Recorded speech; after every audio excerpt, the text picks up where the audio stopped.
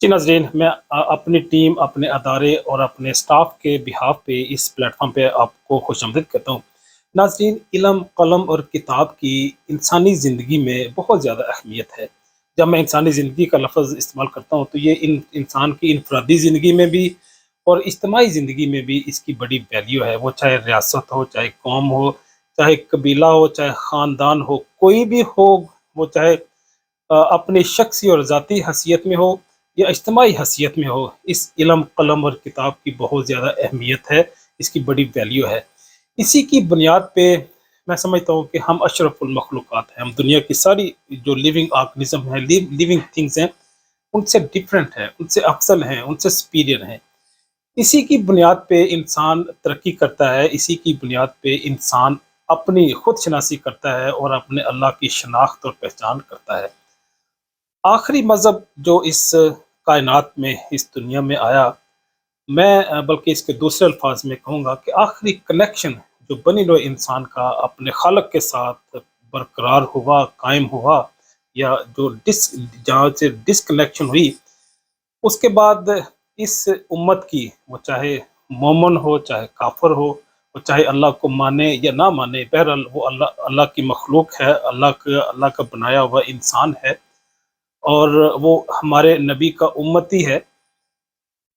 اس کا جو آخری کنیکشن جو قائم ہوا، یا اللہ کا جو آخری کلام ہمارے پاس آیا، وہ قرآن پاک کی شکل میں ہمارے پاس موجود ہے، اور نبی علیہ الصلوۃ والسلام نے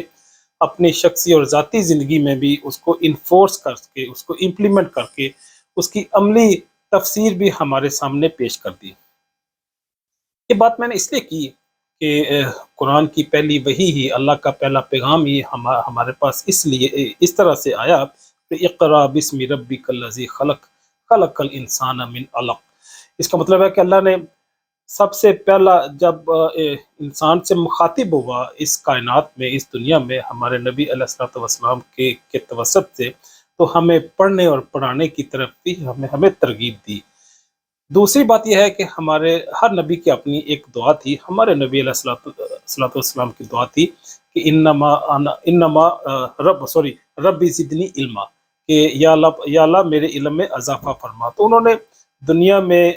ہر کام، ہر شکل میں، ہر منصب میں اپنے انتہا درجے تک پرفارم کیا، ہر رول پلے کیا، وہ چاہے خامن ہو، وہ چاہے سپر سلار ہو، وہ چاہے ایک قائد ہو، ہر شکل میں انہوں نے اپنا رول، اپنا جو کردار تھا وہ انسانیت کے سامنے پیش کیا، لیکن اپنے لیے جو منصب پسند کیا وہ استاد کا تھا۔ انہوں نے فرمایا انما انا بعثت معلم، کہ بے شک میں ایک استاد بنا کے پیش کیا گیا ہوں۔ تو گویا دنیا میں جتنے بھی اساتذہ ہیں، جتنے بھی معلم ہیں، ان کا منصب کے اعتبار سے، ان کا پیشے کے اعتبار سے اپنے نبی سے ایک رشتہ، ایک تعلق ہے۔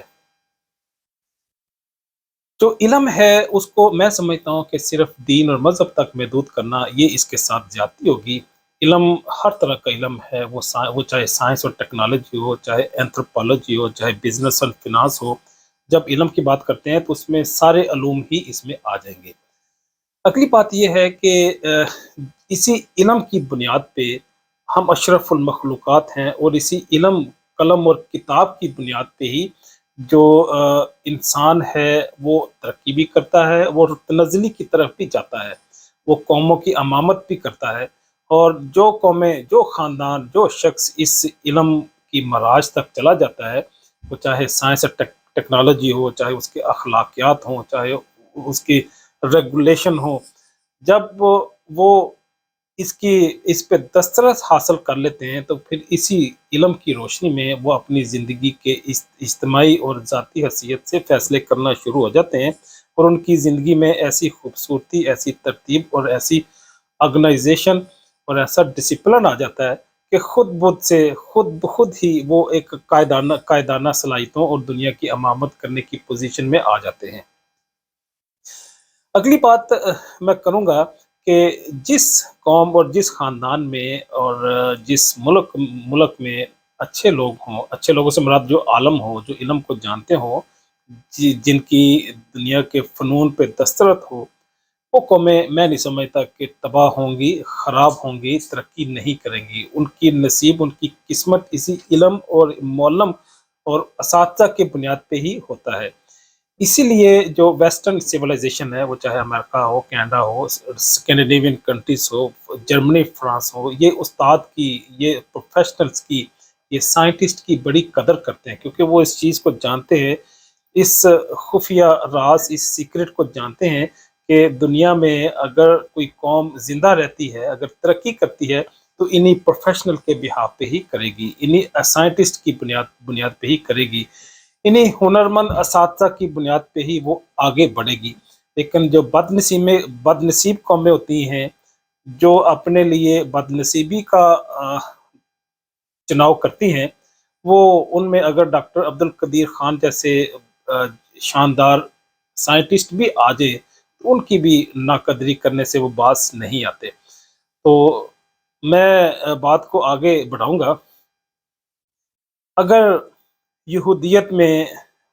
زمانہ قدیم میں حضرت سلیمان علیہ السلام کا دور ہو، حضرت داؤد علیہ السلام کا دور ہو، موسیٰ علیہ السلام ہو، ان کی قوم بنی اسرائیل ہو، یوسف علیہ السلام ہو، جس نے بھی اپنے قوم کی، اپنے نبی کی، ان کی فضیلت کو مانا، اس کی پیروی کی،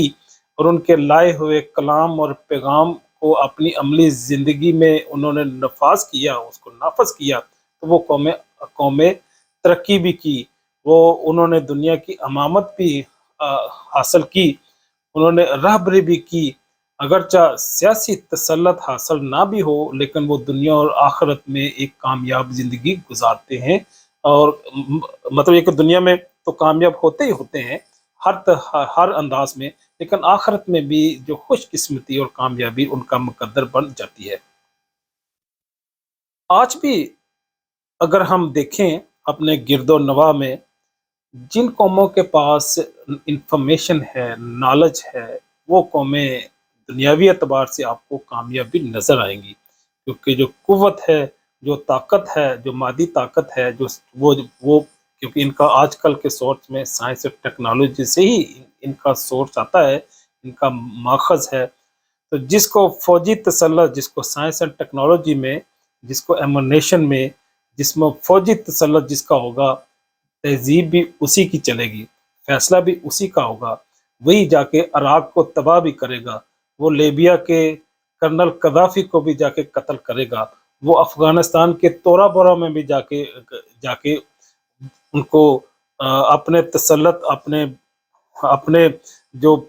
باج گزار بنانے کی کوشش کرے گا۔ ہم دیکھتے ہیں کہ آج اگر روس اپنی مراج پہ پہنچا ہوا ہے، اگر امریکہ اپنے آپ کو سپر پاور کہتا ہے، اور اسی طرح سے اسرائیل ایک بڑی فوجی طاقت کی شکل میں سامنے ابھرا ہے، تو اسی سائنس اور ٹیکنالوجی کی بنیاد پہ اور اسی علم کی ترقی ہی کی بنیاد پہ انہوں نے فوجی اور عسکری تسلط حاصل کیا، اور وہ دنیا کو اپنے کنٹرول میں کرنے کی کامیاب کوشش کر رہے ہیں۔